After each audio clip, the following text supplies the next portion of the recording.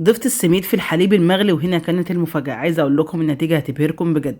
بس يا ريت قبل ما نبدأ ادعمونا كده بلايك حلو منكم عشان الوصفة بتاعتنا توصل لكل الناس.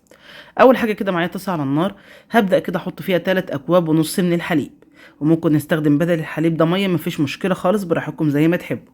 هنسيب الحليب ده يغلي على النار وبعد كده نضيف ليه السكر. كمية السكر يا نص كوباية من السكر، وكمية السكر دي حسب الرغبة، يعني ممكن تزودي عن كده او تقللي براحتك خالص زي ما تحبي. واضيف كده معايا كيس من الفانيليا بيدي نكهة حلوة قوي قوي. وهنبدأ نقلب السكر بحيث يدوب معانا تماما. قبل ما نضيف اي حاجة تانية نتأكد بس ان السكر داب معانا تماما. ببدأ اقلبه بالشكل ده كده. خلاص هو داب معايا تمام. هنبدأ دلوقتي نضيف على طول السميد. كميه السميد اللي انا هستخدمها هي كوبايه واحده بس من سميد البسبوسه، وعايزه اقول لكم الكوبايه دي هتعمل معانا كميه كبيره، يعني مش محتاجين احنا نزود عن كده خالص. شوفوا معايا الكميه في الاخر، عايزه اقول لكم ما شاء الله كميه كبيره جدا. هبدا دلوقتي اقلب بحيث اتاكد ان حبيبات السميد استوت معايا تمام. مجرد ما يشرب معايا كده الحليب هو كده استوى معايا تمام. شايفين ما شاء الله قوامه حلو قوي قوي كده. خلاص هو استوى. نبدا نجهز بقى الكاسات بتاعتنا او الاطباق على حسب المتوفر عندك، وتبداي تصبي على طول. طبعا ما تنتظريش على طول هو سخن كده لانه بيبدا يتمسك على طول، فلازم ايدك تكون سريعه. وهنبدا بقى نعبي الاطباق بتاعتنا كلها. ما شاء الله عمل معايا كميه حلوه قوي. عمل معايا ما شاء الله 6 اطباق من الحجم ده و3 كده من حجم اصغر. ما شاء الله الكميه زي ما قلت لكم حلوه قوي. لو انتوا عدد افراد البيت اكبر من كده حابين تزودوا مفيش مشكله.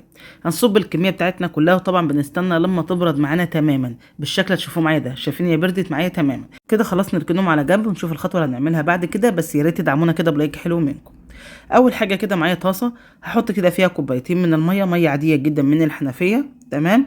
وهضيف دلوقتي كده عليهم 3 معالق كبار من النشا. النشا اللي هو الكورن فلاور. وزي ما قلت لكم لازم تكون ميه بارده عشان طبعا النشا ما تعملش تكتلات معانا.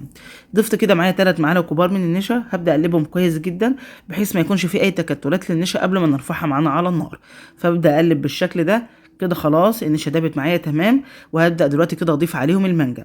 هضيف دلوقتي كده معاكم بيوريه المانجا، كوبايه ونص من المانجا. عايز اقول لكم المانجا دي مانجا خام، يعني ما ضفتش عليها اي ميه خالص ولا كمان سكر. انا بس قشرت المانجا وضربتها معايا في الخلاط زي ما هي، وخدت كده منها كوبايه ونص. يبقى انا كده احتجت معايا كوبايه ونص من المانجا. واختياري هضيف معايا كده جيلي مانجا. لو حابين تضيفوه تمام ماشي، عايزين تستغنوا عن الخطوه دي براحتكم خالص. انا حبيت اعزز اللون مش اكتر وكمان الطعم. فضفت معايا كده كيس من جيلي المانجا تمام. وهبدا دلوقتي ارفعهم معايا على النار. قلبتهم كويس جدا بالشكل ده ونرفعهم معانا على النار. طب ينفع نغير المانجا نعمل اي فاكهه تانية؟ براحتكم خالص على حسب المتوفر. ممكن اناناس، ممكن فراوله، اي نوع فاكهه انتوا بتفضلوه براحتكم خالص. هتعملوا نفس الخطوات بالظبط، نفس المقادير ونفس الخطوات كده. خلاص انا قلبتهم كويس جدا على النار. طبعا لازم التقليب مستمر عشان النشا ما تعملش معانا اي تكتلات. وده كده القوام المظبوط اللي احنا عايزينه. وعايزه اقول لكم بقى طعمه حلو جدا جدا. ما شاء الله الطبقه دي هتبقى طعمها حلو قوي قوي. الميكس كده مع بعضه بجد رهيب. هتجربوه انا متاكده يعجبكم. طبعا المانجا انا بحبها جدا جدا، فلو موجوده في اي حاجه بصراحه بتكون رهيبه.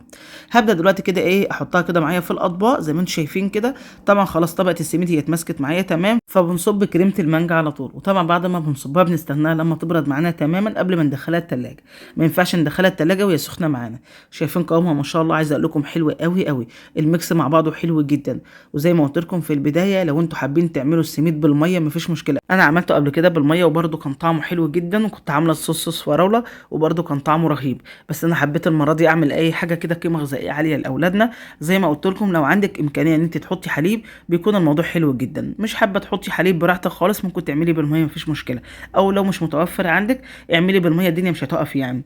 دلوقتي هبدا ازين الاطباق بتاعتي كده بجوز الهند. طبعا ممكن تزينيه او تسيبيه زي ما هو براحتك خالص زي ما تحبي. لو عندك اي مكسرات او فول سوداني او ممكن زبيب المتاح عندك استخدميه، او تسيبيها ساده. هي طعمها صراحه مش محتاج اي حاجه تانية، كفايه بس طعم المانجا فيها. بصراحه حلوه قوي قوي. ما شاء الله شايفين الجمال الله اكبر. عايزه اقول لكم ان انا سبتها بس كده لما تبرد، يعني مثلا بتاع ربع ساعه وما استنيتش. طلعت كده الطبق وبدات ادوق كده قدامكم واوريكم شكله عامل ازاي. لكن احنا طبعا لازم نستناها لما تبرد خالص في التلاجة. بس انا برضو حبيت اوريكم الشكل الطبق عامل ازاي كده من جوه. ما شاء الله تحفه. وطعم المانجا بجد خطير. يعني انا مجرد ما بردت معايا بدات اكلها عادي جدا، ما استنيتهاش لما تجمد ولا اي حاجه. شايفين بقى الجمال الله اكبر بجد تحفه. اتمنى فعلا تجربوها وتقولوا لي رايكم في الكومنتات، يهمني قوي قوي. كده وصفتنا النهارده تكون خلصت. اتمنى تكون عجبكم. يا ريت طبعا لو فيديو النهارده عجبكم تدعموه كده باللايك والشير. واشوفكم على خير ان شاء الله في وصفه جديده ومع الف سلامه حبايبي.